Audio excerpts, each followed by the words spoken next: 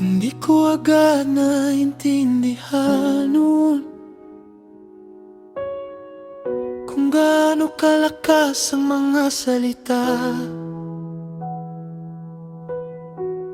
Pero may mga sinabi sa akin dati na hanggang ngayon dala ko pa rin. May mga salitang nagbibigay buhay, at may mga salitang sumisira ng loob. Kaya gusto kong maging maingat sa mga lumalabas sa bibig ko. Hindi ko alam lahat ng future nila, pero pwede akong maging dahilan ng lakas. Sa simpleng encouragement at pag-intindi, may pusong muling bumabangon. At habang mas nakikilala kita, mas gusto kong magsalita ng hope. Hindi puro negativity at takot, kundi words na may healing. Kapag love mo ang laman ng puso ko, mas magana ang mga salita ko.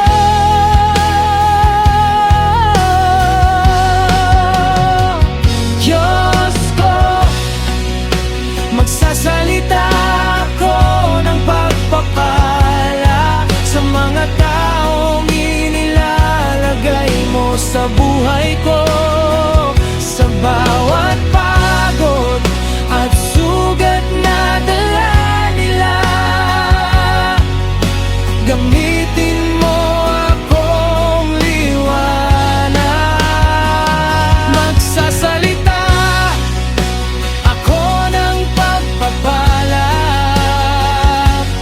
at hindi ng paninira sa bawat puso nangangailangan ng pag-asa. Tulungan mo akong magmahal.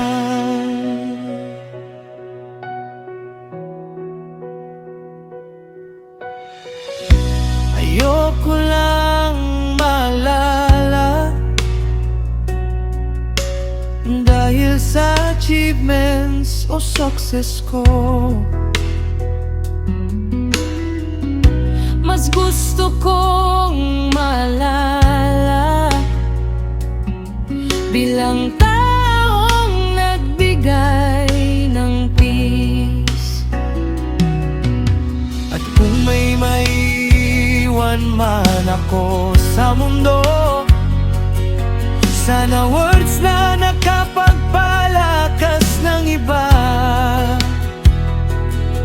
Dahil minsan isang encouragement lang may kayang baguhin na buhay.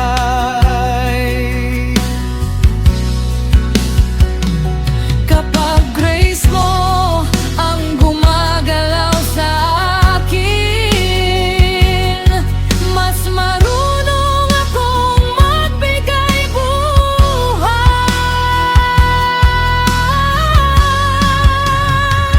Magsasalita ako ng pagpapala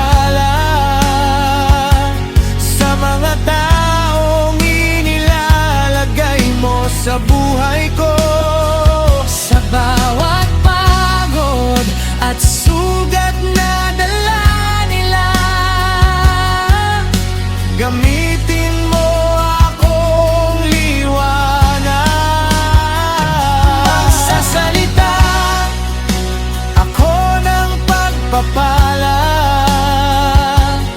at hindi ng paninira. Sa bawat pusong nangangailangan ng pag-asa, tulungan mo akong magmahal. Ayoko nang manakit gamit ang mga salita ko.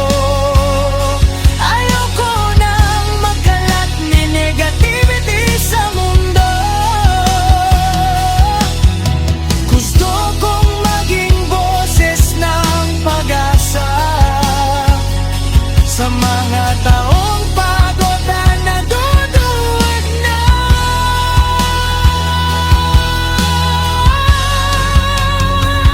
Magsasalita ako ng pagpapala. Magsasalita ako ng pag-asa buhay. Sa bawat tahong makakasalubong ko, pagmamahal mo ang ipaparamdam ko. Magsasalita ako ng pagpapala at hindi ng pahingiran. Sa bawat pusong nangangailangan ng pag-asa, tulungan mo akong magmahal. Kapag may pag-asa sa salita, mas lumalakas ang puso.